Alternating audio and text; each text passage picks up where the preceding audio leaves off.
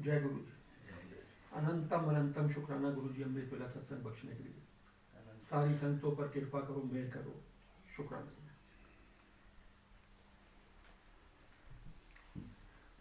संगत जी जय गुरु जी। जय अंकल के सत्संग के बाद कुछ फिर चीज़ें याद आ जाती हैं और ऐसा ही सेम 2 लाइनों में सत्संग उनका शेयर करूंगा। गुरनीत मोंगा बॉम्बे की संगत है, बहुत बड़ी डायरेक्टर है। लंच बॉक्स उन्होंने बनाई थी फिल्म, उसके बाद उनकी कई फिल्में आई, आगे मैं नाम भूल रहा हूँ, काफ़ी हिट पे हिट चल होती गई। वो लंच बॉक्स से पहले बहुत स्ट्रगल था उनका बॉम्बे में, और हम सब मालूम है कि आसान नहीं है बॉम्बे में सक्सेसफुल होना। तो वहाँ गई और बड़ा स्ट्रगल चल रहा था, और बहुत मतलब ऐसे तो हम देख के हैरान होते हैं कि लगता है कि नानक दुखिया सब संसार। उनके भी ये लफ्ज़ है कि शी वॉज ऑल्सो सुसाइडल। ऐसे ही सर्कमस्टांसेस उनके स्ट्रगल के चल रहे थे। किसी ने बोला गुरुजी हैं, जुड़ गई, महाराज ने ले लिया अपनी शरण में ले लिया, और लाइफ बदलनी शुरू हो जाती है, सोच बदलनी शुरू हो जाती है। तो उनकी इस अंकल के सत्संग से रिलेट करते हुए सुना रहा हूँ। फिर उनकी फिर आगे जर्नी महाराज ने बदल दी, बहुत श्रद्धा बन गई उनकी गुरुजी के साथ, और लंच बॉक्स हिट हो गई। उसके बाद आगे आज तक वो कामयाब है, उनको ऑस्कर अवार्ड भी मिला शायद। तो उनका भी यही था सिस्टम। उन्होंने एक सत्संग में था, उनको अपना लाइव सत्संग में उनका सुन रहा था, बसंत विहार में अनीता आंटी के घर में आई हुई थी वो। तो उन्होंने ये उनकी 2 लाइनें इस सत्संग से रिलेट कर रहा हूँ। वो कहती हैं कि मैंने एक नियम बना लिया था कि जब मैं गाड़ी में जाती हूँ तो अपनी साथ वाली सीट खाली रखती हूँ, कि मैं ये महसूस करके ये विश्वास से जाती हूँ कि गुरुजी मेरे साथ जा रहे हैं। जब मैं किसी मीटिंग पे जाती हूँ या कहीं, तो मेरी ये चाहे अगर कोई भी बैठने की कोशिश करता है, मैं उसको कहती हूँ पीछे बैठ जा, या इतना मार्जिन रखती हूँ कि मेरे पास ये सीट को हमेशा लेफ्ट की आज तक वो खाली रहती है कि गुरुजी मेरे साथ चल रहे हैं। ये विश्वास की बात है। फिर वो जो मीटिंग पे जाती हैं, बड़े बड़े म्यूजिक वालों से मिलती हैं या किससे, तो वो मीटिंग में आमने सामने बैठी हैं या कोई और साथ में बैठा है, तो एक कुर्सी घसीट के साथ में और लाके खड़ी रख देती हैं। वो सब पूछते हैं ये कुर्सी किसके लिए, बस वो कहती है ये जिसके लिए वो मैं जानती हूँ किसके लिए। मतलब वो हर मीटिंग में एक चेयर अपनी साथ रखती हैं खाली, कि गुरुजी मेरे साथ हैं, वो मेरे अंग हैं। ये इसी से रिलेट होता है कि कैसे ये भाव है हमारे, क्या विश्वास है हमारा। तो ऐसे इससे रिलेटेड बहुत सत्संग है, कभी कभी याद आ जाती है तो जिक्र आ जाता है। तो वही विश्वास है कि अंग संग है, और जब हम ये समझ लेंगे भरोसे से कि ये हमारे साथ है, तो बस फिर जीवन तो बदलता ही नजर आता है। आगे हम चल रहे हैं, जपजी साहब की बात हो रही है, सेवा मिली है जपजी साहब के जिक्र के ऊपर। अकाल मूरत जो शब्द चल रहा है, अभी तक चल रहा है। अकाल मूरत, अकाल जो सुन रहे हैं, मृत्यु से ऊपर, अज्ञान से ऊपर, और मूरत, मूरत में बताया जा रहा है कि मूरत मतलब हस्ती। ये अकाल भी है और मूरत मीन्स हस्ती भी है, इनकी मौजूदगी भी है।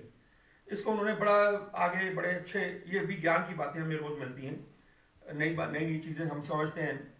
उन्होंने बड़े सुंदर उदाहरणों से समझाने की कोशिश की कि हमारे अंदर 5 कर्म इंद्रियां होती हैं। हमें सबको मालूम है, पर हम भूल चुके होते हैं, और कभी इनको समझने की जरूरत भी नहीं पड़ती। क्या समझने की जरूरत है? 5 कर्म इंद्रियां होती हैं, मुख, हाथ, पैर, और जन्म इंद्री, और मलमूत्र की जो इंद्रियां, 5 इंद्रियां, ये कर्म इंद्रियां हैं, ये कर्म करती हैं। हाथ, पैर, मुख का उन्होंने बताया कि जो हमारे अंदर दांत है वो चबाते हैं तो कर्म करते हैं, तो मुख इंद्री भी है। तो मलमूत्र और बाकी जन्म इंद्रियां हैं, ये कर्म करती हैं। उसके बाद बहुत अंदर सुंदर उदाहरण में हमें समझाया जा रहा है कि ज्ञान इंद्रियां, हमारे शरीर में 5 ज्ञान इंद्रियां हैं, जीभ, आंख, कान, नाक और चमड़ी। अब बड़ा सुंदर उदाहरण ये समझ में आया, आंख जो है वो क्या है? मांस और पानी। आंख मांस और पानी है, पर वो देखती है, तो वो समझा रहे कौन देख रहा है? अकाल मूरत जो हमारे अंदर है। देखता कौन है? जो हम आज आत्मा और परमात्मा की, आत्मा हमारे अंदर है, परमात्मा हमारे अंदर है। अकाल मूरत हम सब के अंदर है, पर हम उसे कैसे प्रकट करें, ये हमारा बस ये अरदास है। तो ये देखना जो है, सिर्फ मांस और शरीर, तो वो आंख का पानी और वो मांस है। देख कौन रहा है? निरंकार जो हमारे अंदर है वो देखता है। जीभ, हम खाते हैं कोई चीज, अब दांत को सिर्फ कर्म करते हैं, चबा जाते हैं, पर उसका स्वाद कौन ले रहा है? आज हम खाते हैं, स्वाद कौन ले रहा है? वो हमारे अंदर जो ये अकाल मूरत बैठा है, स्वाद। अब इसको जरा बड़े ध्यान से समझिएगा, आसानी से समझ नहीं आएगा, जाइएगा विचार करिएगा। आंख देख रही है तो देख रहा है अकाल मूरत जो हमारे अंदर है। अगर हम खा रहे हैं तो जो स्वाद ले रहा है, वो स्वाद कौन ले रहा है? वो अंदर जो हमारे अकाल मूरत निरंकार है। अब कुछ हम सुनते हैं, कान दिए भगवान ने, कौन सुन रहा है? जो हमारे अंदर अकाल, मतलब कहने का भाव ये है, हमारे सबके अंदर अकाल मूरत निरंकार हैं, पर हमें उनको पीछे कर रखा है, उनको अपने अंदर प्रकट करना है। जिस दिन ये प्रकट हो गया तो जीवन बदल गया। इसको आगे उन्होंने किया, हमारे जीवन में 5 विकार इंद्रियां हैं, काम, क्रोध, मोह, माया, अहंकार। हम सब इन इंद्रियों से, इन बुराइयों से जकड़े हुए हैं, और अकाल मूरत जो है इन सबके पीछे छुपा बैठा है। वो साक्षी है हमारी सब चीजों का, पर वो हमारा भागीदार नहीं है हमारे कर्मों का। उसने फ्रीडम दे रखी है कि कर्म आप अपने हिसाब से करो, पर वो साक्षी है, देखता है कि हम क्या कर्म कर रहे हैं, अच्छा कर्म कर रहे हैं, बुरा कर्म कर रहे हैं, वो देखता है, और उसी के हिसाब से फिर हमारा आगे डेस्टिनी बन जाती है हमारे कर्मों के हिसाब से। तो नई नई छोटी छोटी बातें हैं, मैं भी इतनी आसानी से समझ नहीं पाता हूँ, और मैं जितना समझा पा रहा हूँ, जितना मैं बोल पाता हूँ, आपको बोल देता हूँ। अब आप भी प्रयास करिए, उसको विचार करेंगे बार बार, तो ये समझ में आएगा कि आँख, कान और ये इंद्रियां जो विकार हैं, विकार इंद्रियां, ये कैसे हमारे आसपास रहती हैं। तो ये जैसे जैसे हम सुनेंगे आगे ज्ञान होता रहता है। तो विकार इंद्रियों में उन्होंने बताया कि जब अकाल मूरत हमारे अंदर प्रकट होना शुरू होता है, और उसका क्या तरीका है, नाम सिमरन, जाप, जपजी साहब, सत्संग, तो वो सबसे पहले हमारे को लोभ से उठाती है। सबसे पहले जो विकार है लोभ, हम पहले सबसे पहले लोभ से उठते हैं। उसके बाद जब हम लोभ से उठ जाते हैं, सेकंड फिर उठते हैं मोह से, कि मेरा तेरा, इससे खत्म होते हैं, मोह से निकलते हैं। फिर तीसरा विकार आता है क्रोध। हम सब में हैं ये सब चीजें, ये विकार इंद्रिय हम सब में हैं, पर ये सत्संग, ये जाप, ये हमारा जो परिवर्तन आता है अंदर, फिर हम आस्ता आस्ता क्रोध से ऊपर आते हैं, अपने आप को क्रोध से कंट्रोल करते हैं। फिर उसके ऊपर इसका बहुत बड़ा व्याख्यान किया, काम वासना। इसमें महापुरुष कहते हैं ये बहुत ही खतरनाक विकार है, बड़े बड़े संत महर्षि इससे नहीं बच पाए, और ये कब कहां पे आके प्रकट हो जाता है, वो कैसे तहस नहस कर देता है। काम वासना से आप इतिहास सारा जानते हैं, विरले ही बच पाते हैं, वही बच पाता है जिन पे इनकी कृपा होती है। ये बड़ा भयानक विकार है। और इन सब विकारों से ऊपर जो सबसे लास्ट में जो महाराज ने बताया, अहंकार, कहते इसका तो कोई जवाब ही नहीं है, क्योंकि इससे तो कोई बच ही नहीं सकता, कोई नहीं बच सकता। चाहे तो हम कितने भी ऊपर से कहें कि हम तो इनकार नहीं करते, हर बंदे में, हर इंसान में आज इनकार भरा हुआ है। हम उसको छुपाते हैं, दिखाते हैं या नहीं दिखाते हैं।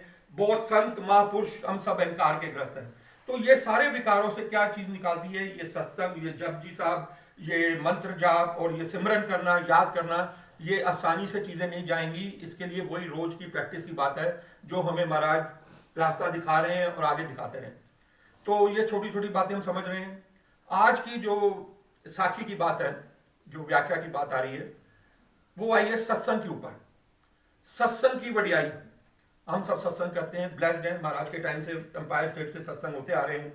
सत्संग का जो फॉर्मेट है महाराज ने तैयार किया, ये सत्संग की इतनी वडियाई है। सबसे पहली तो वडियाई यही है, जैसे बिल्कुल ठीक बताया जा रहा था, कि महाराज हर सत्संग में आते हैं। अब वो बात अलग है कि हम कहाँ तक कितना देख पाते हैं, नहीं देख पाते, पर वो तो हमें देख ही रहे हैं।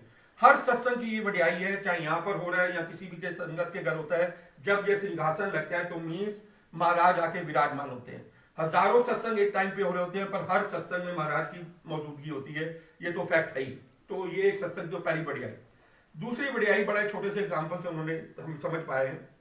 एक चोर है और वो ऑलमोस्ट मरने की स्थिति में है, मृत्यु शैया पे लेटा हुआ है, और वो अपनी बीवी को कहता है कि उसका एक बेटा भी है, छोटा बेटा है अभी। तो वो कहता है, बीवी को समझाता है, भाई हम बहुत खानदानी चोर हैं, मेरे बाप दादा भी चोर थे, मैं भी चोर हूँ, और जो मेरा बेटा है वो भी चोर ही बनेगा, क्योंकि हमारे को और कुछ आता नहीं है, हम सिर्फ चोरी करना जानते हैं।